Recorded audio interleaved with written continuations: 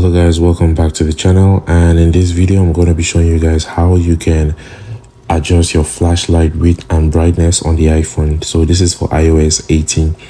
All you have to do is swipe down from the top right.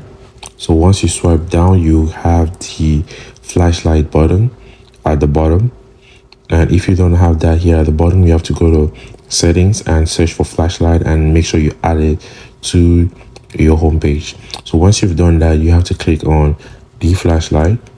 You see the flashlight button that comes up. So all you have to do now is you can just play with it. You can bring it down to reduce the brightness. You see it decreases, and you can also push it to the right to increase the width. You see, so I can do both. I can push it to the right and bring it forward, so that will increase the size and the strength of the brightness. I put it to full, and I can also drag it down to reduce the brightness. So guys, that's about it. That's how you can play with the brightness of the flashlight on the iOS 18. So, and all you have to do to turn it off is just click turn it off, and it will turn off, and you also remember your old settings.